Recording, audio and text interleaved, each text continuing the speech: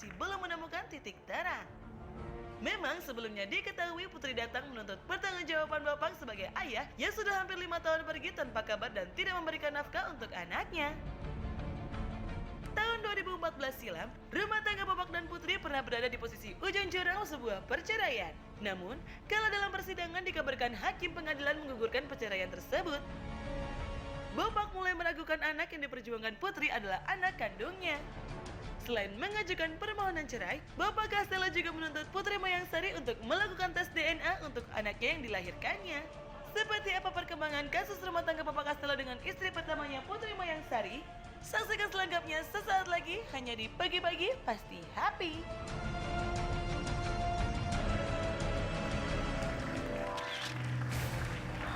Oke, kita sekarang sudah bersama Mbak Putri Mayangsari, istri dari Bopak digugat cerai dan dipaksa tes DNA katanya anaknya oleh Bopak ya.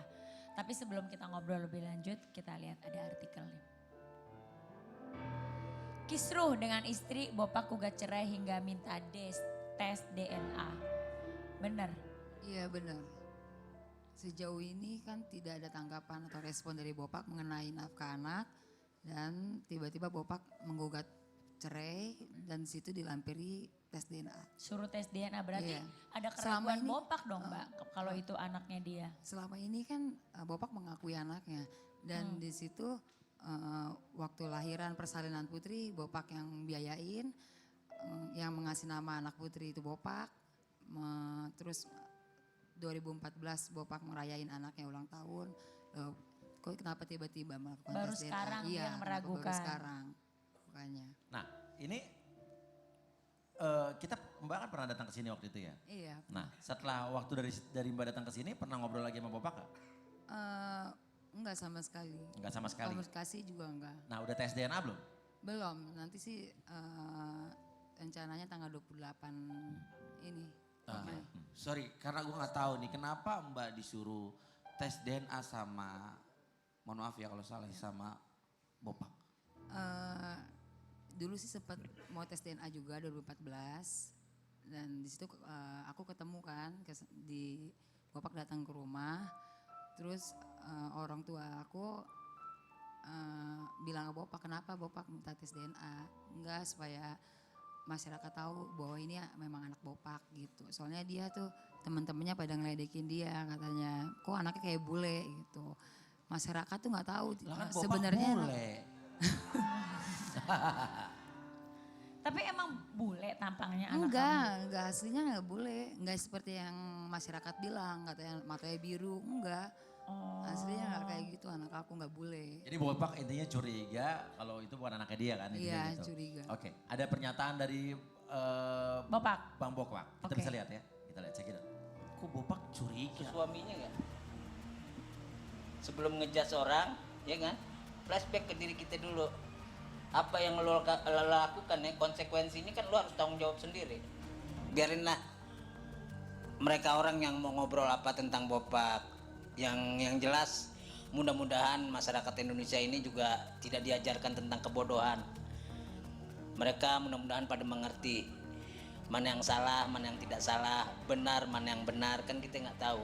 Itu masyarakat mudah-mudahan menilainya lebih objektif kan gitu. Ini kan kita bicara masalah ranah hukum di Indonesia aja, ini kan kita bicara masalah yuridis, masalah apa sih, pengaturan sipil di Indonesia. Asik. Pengesahannya kan belum ada MOU dari Bopak sama dari dua pihak itu kan, antara Bopak sama mantan kan gitu doang.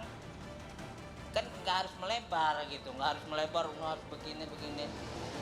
Kedua, ya udahlah nanti dijalanin dengan jalur hukum yang baik, kita berpencar dengan baik.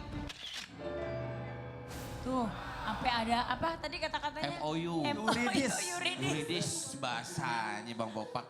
Tapi Mbak katanya bener gak sih sebelum Bopak, sebelum Mbak juga udah kayak ngerasa kok ditinggalin nama Bopak, tapi katanya dulu Mbak duluan yang ninggalin Bopak. Enggak, sebenarnya aku enggak ninggalin. Aku izin sama dia, aku pamit mau pulang ke rumah dulu karena posisinya kan di situ dia tinggal sama orang tua angkatnya. Aku izin pulang ke rumah mama gitu. Bukannya aku ninggalin dia, enggak ada maksud untuk ninggalin. izin pulang tuh untuk beberapa hari Iya dong. untuk beberapa hari karena posisinya anak aku kan masih kecil, terus aku juga mau imunisasi anak gitu. Oke, tapi sebenarnya spesifiknya Mbak ini, mohon maaf ya, Mbak ini sama Bang Bopak itu udah resmi bercerai kah? Apa memang cuma, mohon maaf, berantem doang atau gimana? Ya emang setelah nikah itu emang kita memutuskan tidak bisa bersama sih sebenarnya. Udah cerai, udah ketok palu? Belum. 2014 Bopak gugat cerai Putri, terus pas mediasi kita ketemu, nah kita sepakat nggak Nggak bisa diterusin bersama-sama lagi ya. Iya sidang Nggak berikutnya Bopak diterusin lagi, datang. jadi masih mentah gitu Oh masih prosesnya, gantung gitu. masih gantung. Nah kalau Mbak sendiri udah punya pasangan? Belum. Saat ini aku mau fokus ngurus anak dulu. Bang Bopak udah punya pasangan belum? Bang Bopaknya. Aku sih taunya di akunnya dia gitu posting foto sama keluarga barunya. sama Udah punya istri. anak lagi? Punya anak. Oh udah punya anak lagi, Iya. punya istri lagi. Iya. Playboy kelas kakap. Kita Bang mau Bopak. tanya sama Pak Ustadz nih, Pak Ustadz. Apa sih hukumnya kalau seorang ayah tidak mengakui anaknya dan tidak memberikan nafkah kepada anaknya? Iya, Mbak anaknya laki apa perempuan? Anak aku laki. Laki. Bulan Juni umurnya udah 8 tahun. 8 tahun. Oh, udah Iya. gede Jadi ya gini, Mbak. seorang anak, hubungan dalam rumah tangga itu bisa ada cuman satu mantan istri atau mantan suami. Betul. Tidak ada mantan anak dan mantan mertua. Itu nggak ada. Tetap anak ya anak, mertua ya mertua. Walaupun memang sudah tidak lagi hubungan dengan dengan anaknya tadi mertua kita. Jadi kalau seorang bapak tidak mengakui anaknya gitu, akan lepas tanggung jawab bapak karena nggak merasa mengakuinya. Tinggal dibalikin ke nuraninya. Lu merasa nggak bener nggak? Kalau memang yakin betul tadi pakai tes DNA. Tapi kalau memang merasa batinnya bahwa memang itu mutlak anaknya dia, maka dia berdosa. Tapi kalau seandainya dia ada keraguan, kayak tadi kan Bapak kayak ngerasa pakai tes ragu. DNA. Tapi ingat loh, tes DNA itu akan mengakibatkan psikologi anak nanti jatuh.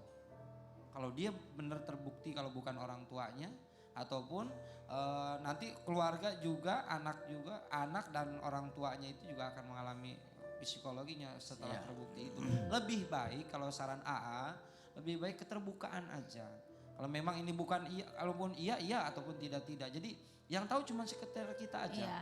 Sebenarnya Keluarga aja. yang tahu Mbak Mayang lah.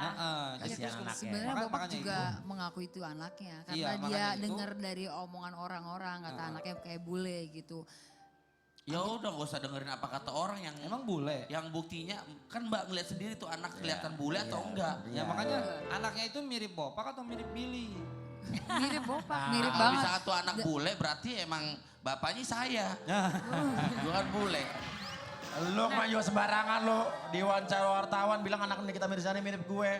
Tapi demi Allah ya, ini bulan puasa Ya ya. emang mirip gue tapi kan Lu jangan-jangan lu nyumbang sedikit ya. Lu bener-bener Hidungnya lu. mirip lo beneran. Jadi Iya lubangnya 2. udah. Jadi kalau memang kayak gini nggak mesti terjadi lagi. Jadi orang tua tetap ada, kalau tadi bahasanya ada anak durhaka sama orang tua. Orang tua tuh bisa dituntut di yaumil kiamah itu. Gara-gara nggak mengakui keberadaan anaknya. Karena memang lepas tanggung jawabnya. Tapi Gitu kalau lah. saya bilang sih dengan kejadian kayak gini lebih baik memang tes DNA supaya Iya. si Lebih clear. lebih clear, Bapaknya juga gak Sebenarnya mah, penasaran. sebenarnya kalau menurut saya Pak Ustadz ya, nggak perlulah tes DNA kalau misalkan mbaknya sendiri, mohon maaf, Jujur. terakhir week-weeknya sama Bang Bopak ya udah itu anak Bang Bopak. Makanya itu Bang Bil, Iya. tadi AA bilang. Sekarang mah gitu aja. AA bilang balikin ke nurani masing-masing. Orang tuh beda loh Pi, ya nggak teh? Kita tuh sama Betul. anak tuh sernya beda. Iya beda. Sama anak angkat atau anak didik atau anak sendiri tuh sernya beda. Betul. Gitu. Nah kalau Mbak sendiri dengan kejadian seperti ini ada komentarnya Bopak seperti itu. Keinginan Mbak seperti apa? Ya keinginannya aku sih pengen sih baik-baik aja sebenarnya sama Bang Bopak. Ya cuma aku bingung gitu mau bicara langsungnya gimana. Sedangkan Nah Bang ngomong aja Bopaknya, nih sama Bopak langsung. Bang Bopaknya Ya. kan Ngomong di kamera langsung, lihat mau ngomong apa. yang Bopaknya kan ngilang gitu aja. Terus akun Putri juga diblokir sama Bopak. Gitu. Walaupun Bopak benci sama Putri, seharusnya jangan benci sama anaknya sendiri. Oke coba sekarang misal Bopak lagi nonton kamu mau ngomong apa? Ya Bopak mohon maaf kalau misalnya Putri ada salah. Sebenarnya Putri nggak mau pidanain Bopak kalau misalnya Bopak mau bicara baik-baik sama Putri. Ya kalau misalnya Bopak mau tes DNA, silakan nggak apa-apa Putri siap. Jangan jangan satu hal Bopak yang datang ke rumah Putri gitu. Nah gitu. Emang gak sempet, Mbak gak mau sempetin Bopaknya ke tempat Bang Bopak? Kan Bang Bopak kan syuting jodoh gak kemana itu. Iya, misalnya gini, waktu itu pernah kan waktu udah lama 2014 itu pernah nyamperin Bopak ke Tempat syuting. tempat syutingnya dia. Terus di sana tahu aku datang, dianya malah menghindar gitu. Dan yang terbaik Aku adalah wasyawirhum fil amri, bermusyawarah kekeluargaan Betul. itu Iya, jauh lebih aku baik. pengennya seperti itu. Ya. Cuma dari pihak Bopaknya kayak memutusin komunikasi, Oke, silaturahmi mudah-mudahan sama cepat Putri. selesai masalahnya. Ya, Terima kasih amin, buat amin. Putri Mayangsari. Ya, dan pemirsa setelah ini kita kedatangan sosok inspiratif yang mengabdikan sisa hidupnya untuk mengurus orang dengan gangguan kejiwaan. Setelah ini tetap di pagi-pagi pasti happy.